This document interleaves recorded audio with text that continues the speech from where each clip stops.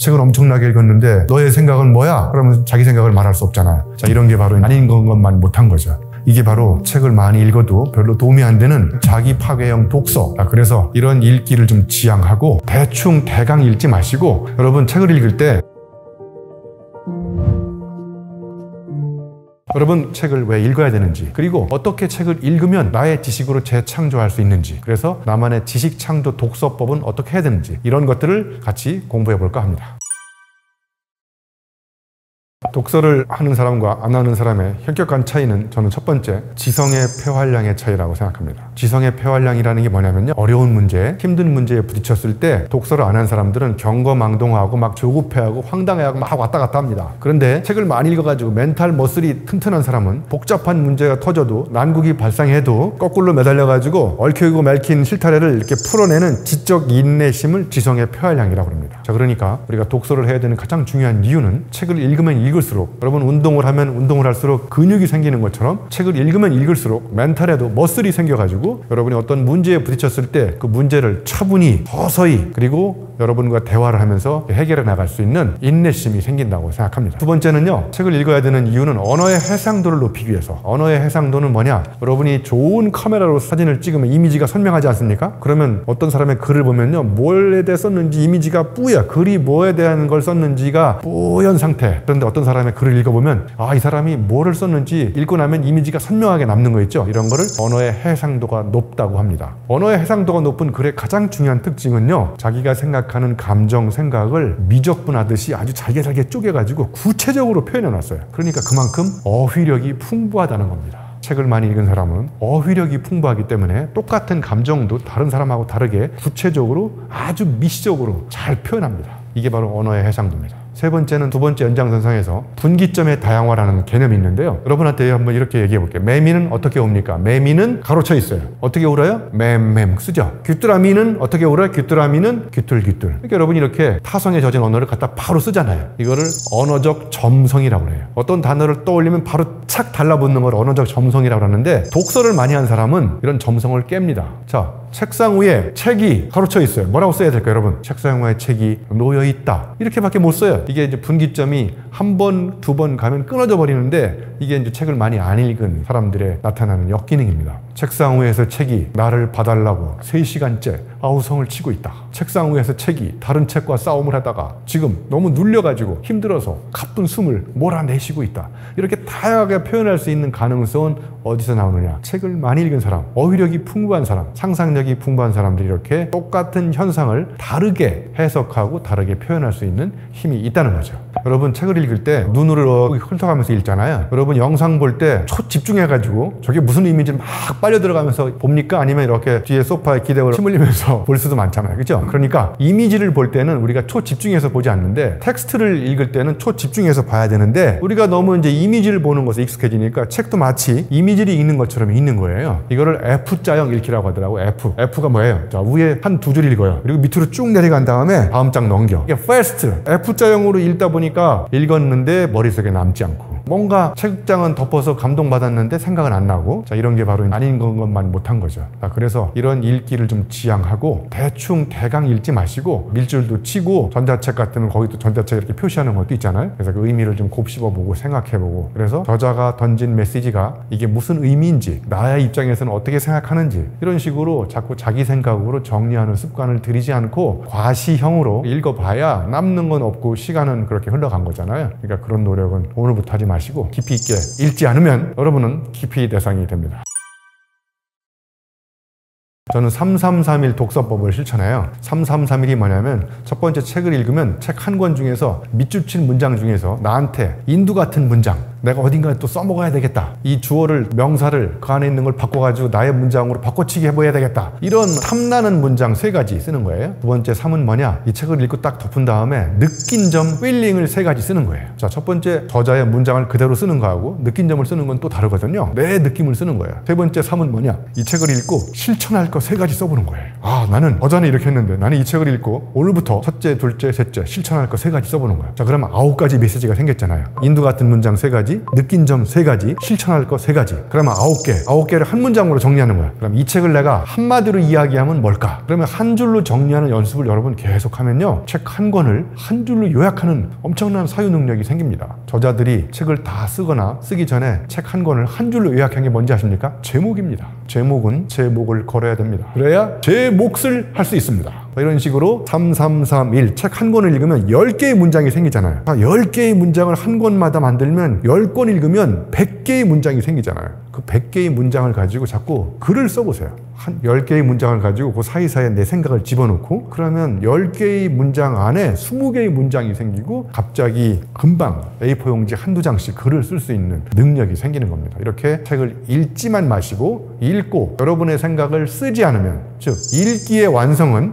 저는 쓰기라고 생각해요. 쓰지 않고 계속 읽기만 하면 여러분은 남의 생각에 종속돼서 사고의 식민지가 되는 거예요. 그러니까 책을 엄청나게 읽었는데 너의 생각은 뭐야? 그러면 자기 생각을 말할 수 없잖아요. 이게 바로 책을 많이 읽어도 별로 도움이 안 되는 자기 파괴형 독서. 독서는 독소다. 제가 이렇게 주장하는 이유입니다. 이것도 사람마다 독서의 스타일과 취향에 따라 다를 수 있는데 저는 책을 지저분하게 읽는 스타일이거든요. 제가 포스트잇을 엄청나게 붙여가지고 포스트잇 광고 모델로 섭외가 들어올 정도로 메모를 하지 않고 읽는 것과 메모를 하는 것의 차이는 엄청나게 차이가 있습니다. 여러분 이런 말 들어봤잖아요. 기억은 짧지만 기록은 길다. 책을 읽었는데 기억이 안 나잖아요. 나이가 들수록 기억은 자꾸 휘발됩니다. 그런데 휘발된 기억을 붙잡아서 메모하는 게 기록이거든요. 기록을 해놓으면 여러분 내가 이걸 이렇게 읽을 때 이런 걸 느꼈구나 이렇게 느낄 수 있거든요. 그리고 책 행간에다가 여러분의 생각을 한번 이렇게 자꾸 집어넣어 보세요. 그리고 여러분 여백에 공간이 또 있는 책이 많잖아요. 그런 공간에다가 그때그때 느꼈던 거 한번 써보기도 하고, 내가 다른 책에서 읽었는데 이 사람하고 주장이 비슷하다 그럼 그런 거 생각나고 거기다 또 메모하는 것이고, 자꾸 이렇게 그 책에다가 내 생각을 덧붙여서 메모하고 기록하면 책이 의미가 더 부가되고 배가 되고 가치가 있어지게 되거든요. 그냥 읽고 덮어버리면 책을 읽었는데 책을 또 사. 그 얘기 뭐냐면 내가 이걸 읽었는데도 불구하고 내가 갖고 있는 책인지도 모르고 책을 또 산단 말이에요. 그런 건 뭐냐면 책을 읽고 그냥 덮어버리고 그걸 나의 것으로 반추해서 내 것으로 만드는 노력을 별도로 하지 않았기 때문에 그런 현상들이 발생하는 거죠. 그래서 손은 제2의 뇌입니다. 손을 자꾸 움직이면 뇌세포가 자극이 되고 여러분의 책 읽은 흔적과 얼룩들이 여러분의 머릿속에 무늬로 남게 되는 것, 손을 움직이라는 거예요. 저는 이제 책을 쓰기 위해서 책을 읽습니다.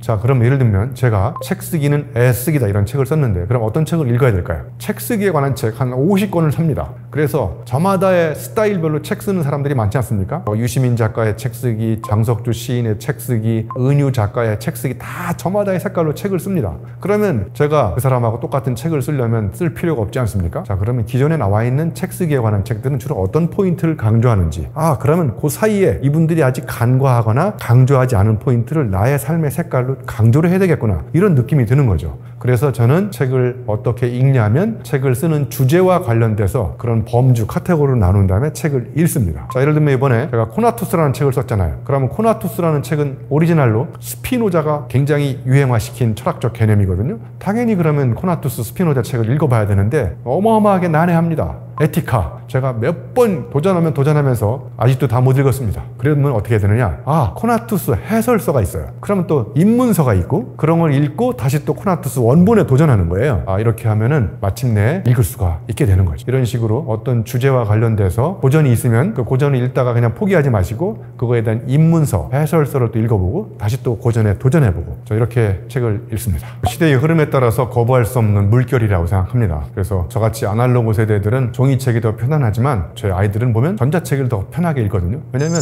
미디어에 대해서 사회화시키는 어떤 경험이 다른 거예요. 그러니까 우리 아이들은 태어나자마자 얼마 안 돼부터 다양한 SNS부터 소셜 미디어에 노출돼 있잖아요. 그러니까 그 미디어와 접촉하면서 아이들의 두뇌 구조가 중년 이후에 나이 드는 사람들의 뇌 구조하고 다르잖아요. 그러니까 그런 디지털, 오디오북 정말 좋은 영감을 줄 수 있는 소스이긴 합니다. 그런데 제가 보기에 종이책은 또 종이책 나름대로의 여러 가지 장점이 있는데, 제가 아직도 여전히 아날로그라서 종이신문을 보는데요. 종이신문을 보다가 인터넷에서 디지털 신문을 볼 때 정말 집중이 안 됩니다. 종이신문은요, 앞을 보다가 저는 주로 신문을 거꾸로 보거든요. 정치 경제보다는 뒤에 다양한 오피니언, 사설, 사람들의 의견 이런 걸 보는데, 그걸 보면서 앞장으로 다시 갈 수도 있고 뒤로 갈 수도 있고 그러면서 이렇게 입체적으로 종이신문을 읽을 수 있다고 저는 생각하는데, 디지털 신문은 한번 읽다가 저 뒤로 갔다가 다시 앞으로 오려면 잠시 집중 안 하면 다른 버튼 눌러가 또 딴 데로 빠질 수도 있고, 그러니까 디지털 신문은 집중할 수 없게 만드는 무수히 굉장히 많은 광고부터 시작해가지고 다양한 사이트들이 링크돼 있어서 장점이 되기도 하지만 내가 중심을 잡고 거기에 집중해서 그걸 소화시키기를 방해하는 방해 생태계가 내 주변을 너무나 많이 움직이고 있는 것 같아요. 그거에 비해서 종이신문은 내가 집중하면 그걸 입체적으로 읽을 수 있다는 것, 앞뒤를 전후 좌우로 왔다 갔다 하면서 이렇게 또 뒤에서 이렇게 관망하면서 읽을 수 있는 게 저는 첫 번째 종이책의 중요한 특징이라고 생각하고요. 자, 두 번째는 아무리 생각해봐도 종이신문은 물질성, 촉감, 물론 이제 디지털 신문도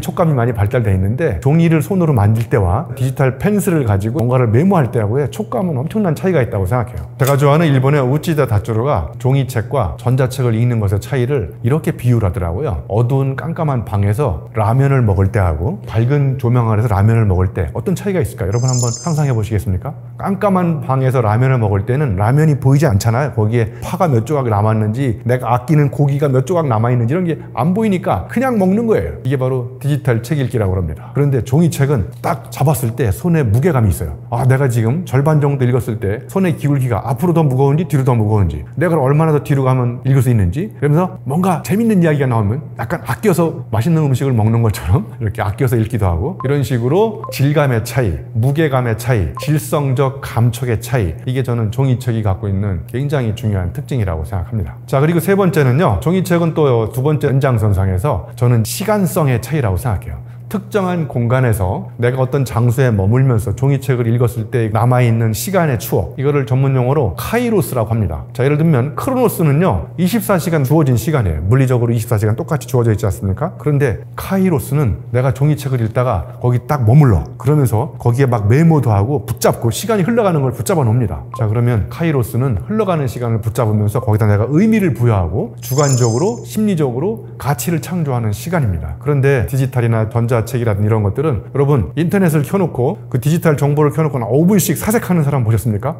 이게 무슨 의미니? 이런 사람 없잖아요. 다 그 정보의 의미에 이렇게 막 떠내려 가지 않습니까? 이렇게 자기도 모르게 이렇게 떠내려가는 시간이 크로노스의 시간인 거고, 종이책은 딱 펴놓고 멈춰 서서 붙잡아 놓고 의미도 부여하고 저자가 무슨 의미를 더 숨겨놨는지 해보기도 하고, 이렇게 붙잡아서 흘러가는 시간에다가 의미를 부여하는 카이로스의 시간, 이런 시간성의 차이가 또 종이책이 갖고 있는 굉장히 중요한 차이라고 생각하는데, 주기적으로 오프라인 서점에 갑니다. 오프라인 서점에서 가는 거하고 온라인에서 사는 거하고는 굉장히 또 차이가 있어요. 오프라인에 가면 입체적으로 한눈에 이렇게 쫙 볼 수가 있어요. 매대에 누워있는 책들의 제목을 이렇게 쫙 보는 거예요. 어떤 책이 요즘에 이렇게 사람들의 관심을 끄는 거지? 아, 또 저쪽에 경제경영 코너 가보기도 하고 인문 코너도 가보고, 이렇게 주로 가보면서 책을 살 때 첫 번째 제목, 두 번째 표지 디자인. 표지 디자인은 그 책의 옷입니다. 그 다음에 제가 가장 중요하게 보는 거, 저자 소개. 저는 책을 쓸 때마다 저자 소개를 계속 바꿉니다. 저자 소개를 보고 사람들의 마음을 유혹해야 됩니다. 이런 파란만장한 인생을 살았구나. 책도 그렇게 파란만장합니다. 삶이 파란만장한 사람은 파란을 일으키는 문장을 쓸 가능성이 높습니다. 그런데 저자 소개가 틀에 박혀 있어요. 1950년 어느 학교 졸업하고 어느 대학 졸업해가지고 어느 회사에 취업했다가 어떻게 인생을 살았다. 죄송하지만 저는 그런 책 사지 않습니다. 그 저자의 인생도 그렇게 지루할 것 같습니다. 그러면 삶이 지루하고 평범하면 글도 사람한테 감동을 주지 못합니다. 그러니까 저는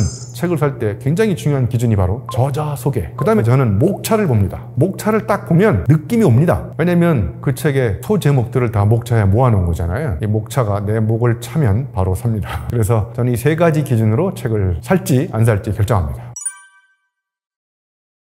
저는 1995년 삼성의 재직 시절에 지식경제 시대 학습표적이라는 책을 처음으로 썼습니다. 지금이 2024년이니까 30년이 채 못 된 시간 동안 무려 100권의 책을 썼는데요. 100권의 책을 쓰면서 사람들이 자꾸 물어봐요. 교수님, 혹시 책 쓰는 어떤 노하우나 비법이 있냐고. 제가 보기에 결론부터 얘기하면 책 쓰기는 애쓰기입니다. 애쓰다 보면 책도 나옵니다. 이렇게 얘기하면 너무 썰렁하잖아요. 그런데 여러분한테 꼭 드리고 싶은 메시지가 이런 겁니다. 제가 책을 100권까지 써보니까 이렇게 많이 쓸 수 있는 가장 중요한 원동력이 저는 뭐냐고 생각하면, 첫 번째, 경험입니다. 내 삶을 능가하는 책을 쓸 수 없습니다. 내 삶을 능가하는 책을 읽을 수 없습니다. 예를 들면 여러분이 저 책이 좀 어렵다 그러면 저처럼 삶을 똑같이 살아보지 않았기 때문에 어려운 거예요. 그러니까 독서법을 배우기보다 여러분의 삶을 오늘과 다르게 바꾼 만큼 여러분은 오늘과 다른 책을 읽을 수 있습니다. 자, 그러니까 책은, 글은 내 삶입니다. 삶은 곧 글인 거고요. 그러니까 여러분 어제와 다르게 글을 읽고 글을 쓰시려면 어제와 다르게 삶을 살아야 된다고 생각합니다. 그래서 책 쓰기는 어떤 테크닉, 기교, 기법의 문제가 아니라 저는 그 삶의 문제이고 경험의 문제이고 발상이 아니라 연상이라고 생각해요.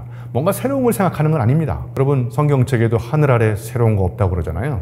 그리고 nothing original. 오리지널은 없습니다. Everything is remix입니다. 자, 그러니까 그걸 이렇게 제가 빠르게 쓸 수 있는 비결 중에 하나는 방대한 독서를 했어요. 그러니까 글감이 풍부하지 않습니까? 그리고 제가 산전수전, 우여곡절, 파란만장, 다양한 도전도 경험했지 않습니까? 그러니까 경험과 개념이 만나가지고 융복합돼서 연결돼서 상상력이 발생합니다. 그러니까 책 쓰기는 발상이 아니라 연상이라는 것도 꼭 한번 여러분한테 드리고 싶은 메시지입니다. 네, 많은 사람들이 제 연구실에 오면 책이 비디오 가게처럼 이중 책꽂이로 되어 있거든요. 정말 어마어마한 책들이 많은데 제가 봐도 저의 전공이 의심스러울 정도로 철학, 인문학, 사회학, 경제, 소설, 시 엄청나게 책을 방대하게 읽거든요. 그래서 몇 권 읽는지 사람들이 많이 물어보는데 일주일에 한 권 정도 읽는 경우도 있고, 자라투스라는 이렇게 말했다, 이건 일주일 만에 읽을 수가 없다고 생각해요. 왜냐하면 문장이 어려우면서도 정말 이렇게 곱씹어도 생각해 봐야 될 수도 있거든요. 저는 그래서 여러분 책을 읽는 거에 너무 비교하고 이렇게 생각하지 마시고, 저는 책을 읽는 양보다 책을 얼마나 내가 질적으로 잘 소화시켰는지, 저는 이게 중요하다고 생각해요. 그래서 책을 읽은 양보다 책을 읽으면서 여러분이 얼마나 많이 메모해놓고 기록해놓고 내가 느끼고 깨달은 거 이런 게 많은지, 저는 이게 더 중요하지 않을까 그렇게 생각해봤습니다.